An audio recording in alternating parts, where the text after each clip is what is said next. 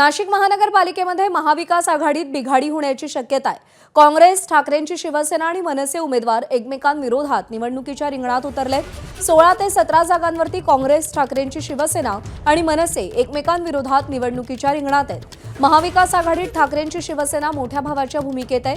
अजूनही वेळ गेलेली नाही, आघाडीचा धर्म पाळावा असं आवाहन करण्यात आलंय। काँग्रेसचे शहराध्यक्ष आकाश छाजेड यांनी महाविकास आघाडीच्या नेत्यांना हे आवाहन केलंय। भाजपला रोखण्यासाठी आम्ही 2 पावलं मागे जाऊ, मात्र आघाडीचा धर्म सगळ्यांनी पाळावा असं आकाश छाजेड म्हणाले। दरम्यान नाशिकचे काँग्रेसचे शहराध्यक्ष आकाश छाजेड यांच्याशी बातचीत केली आमच्या प्रतिनिधींनी, पाहूया। सोबत काँग्रेसचे शहराध्यक्ष आकाश छाजेड आहेत। दादा, खरं तर महाविकास आघाडी त्या ठिकाणी एकत्रित निवडणूक लढते, तर महायुतीने भाजप सोबत जाते, तर अजित पवार आणि शिंदेची शिवसेना हे एकत्रित निवडणूक लढते।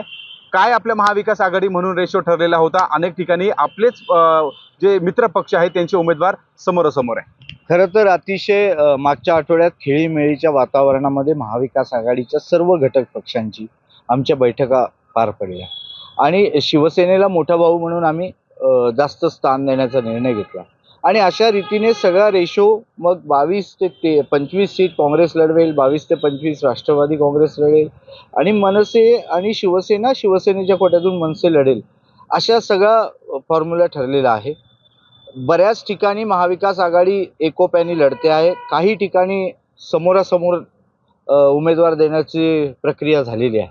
मला असं वाटतं कालही आमची बैठक पार पडली आणि मला खात्री आहे की आज दुपारपर्यंत माघारी होईपर्यंत अनेक ठिकाणी जिथे मैत्रीपूर्ण लढती करायचा निर्णय झालेला आहे तिथे मैत्रीपूर्णच होईल, परंतु अनेक ठिकाणी जिथे समोरासमोर अर्ज आलेले आहेत मला वाटतं त्यातनं मार्ग निघेल आणि आज संध्याकाळी महाविकास आघाडीचं चित्र स्पष्ट होईल आणि मला खात्री आहे की महाविकास आघाडी भारतीय जनता पक्षाला रोखण्याकरता अतिशय ताकदीने उतरेल। एबीपी माझा, उघडा डोळे बघा नीट।